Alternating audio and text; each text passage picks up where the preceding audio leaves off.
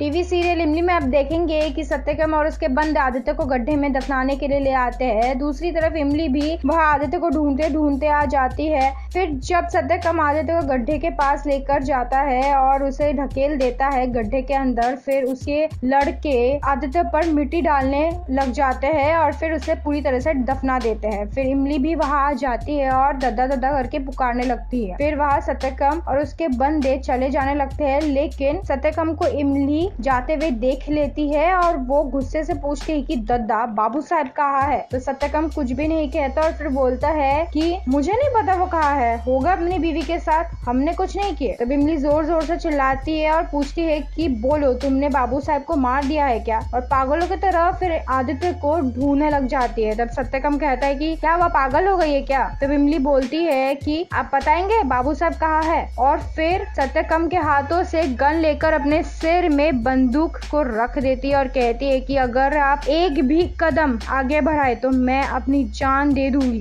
तो सत्यकम कहता है कि तू पागल हो गई है क्या, जो इंसान ने तेरी जिंदगी के साथ खिलवाड़ किया है तू उसके लिए अपनी जान देगी। तो इमली कहती है कि वो मेरा पति है, आदित्य को मेरे से कोई भी अलग नहीं कर सकता, आप भी नहीं कर सकते, और मैं आदित्य को बचा कर ही रहूंगी और आपके आगे बढ़ने से मैं अपने आप को गोली मार दूंगी। फिर मिट्टी खोदने लग जाती इमली पागलों की तरह और फिर मिट्टी खोदते खोदते उसे आदित्य मिल जाता है। वो पूरी तरीके से आदित्य को बाहर निकाल देती है और दोनों एक दूसरे को इमोशनल होकर हक कर लेते हैं और फिर इमली उसे फोरहेड किस देती है और फिर दोनों एक दूसरे को देखकर बहुत ही ज्यादा रोने लग जाते हैं। फिर आदित्य कहता है कि तुम मेरी जान बचा दी और कितने बार तुम मेरी जान बचाओगे, नहीं जाना आपके साथ और हम दोनों को अलग हो जाना चाहिए, हम दोनों को अलग रहना चाहिए। मैं और समझौता नहीं करना चाहती हूँ, मैं उस इंसान के साथ और नहीं रहना चाहती हूँ जो इंसान इधर कुछ और है और उधर कुछ और है। और ये कहकर इमली हंस हंस के गुड बाय बोल देती है और फिर आदित्य भी गुड बाय बोल देता है, लेकिन दोनों ही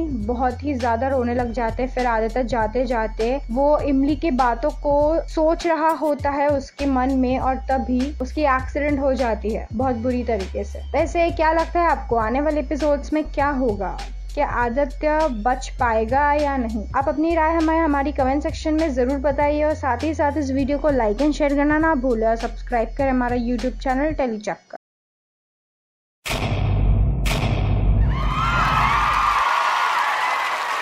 Know all about the Telly world by subscribing to Telechakka's YouTube channel. Don't forget to hit the bell icon to stay updated to our new videos.